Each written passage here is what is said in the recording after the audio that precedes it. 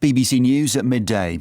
A major national security operation has led to 3 suspected Russian spies being detained in the UK.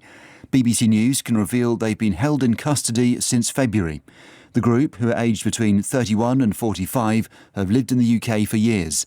They're yet to enter pleas and due to stand trial at the Old Bailey in January. Our correspondent Daniel Desimone, who's outside the court, is following developments. The defendants are 2 men and a woman.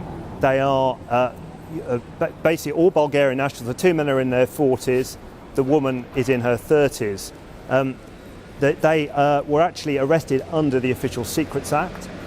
Properties were searched in London and in Great Yarmouth in Norfolk. And they're charged with possessing fake identity documents, including passports. Russia's central bank has responded to a fall in the value of the ruble by raising its main interest rate to 12%.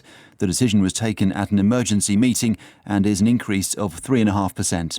Yesterday, the ruble slipped to 100 to the dollar, its lowest rate for nearly 17 months, but has since recovered slightly. Russia has attacked towns and cities across Ukraine, with almost 30 rockets being fired overnight.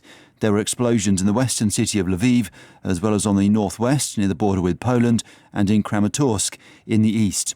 Our correspondent James Waterhouse is monitoring developments from the capital Kyiv. What we're seeing is Moscow continuing in its relentless tactic of trying to suppress the Ukrainian population. And this was a night where sirens sounded in the small hours. There were 28 cruise missiles launched, we're told, from the Black Sea as well as the Caspian Sea by Russian ships and bombers.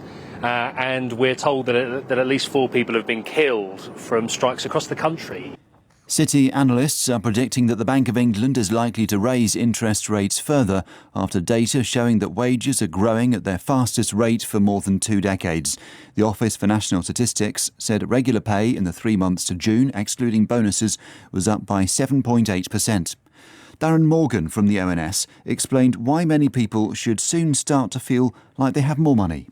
When you start to consider real pay, so after you take account of price rises, it is a little more complicated than usual. As we use the CPI, including housing, as our inflation measure in the calculation, and when you apply that, real wages actually increased for the first time in over 18 months by 0.1%.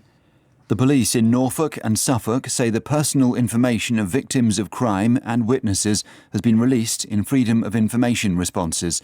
They say a technical issue meant raw data about more than 1,200 people was published in a small percentage of FOI requests between April 2021 and March last year.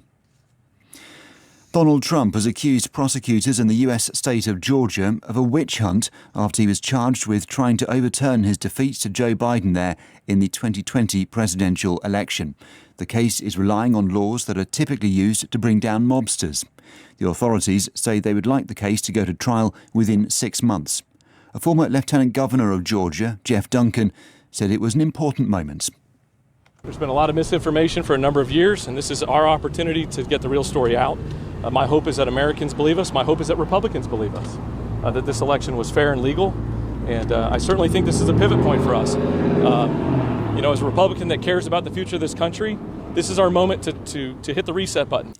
Spain's footballers are through to a first Women's World Cup final after a 2-1 win against Sweden. The winning goal was scored in the 89th minute. Spain's opponents in the final will be either England or Australia, who play tomorrow.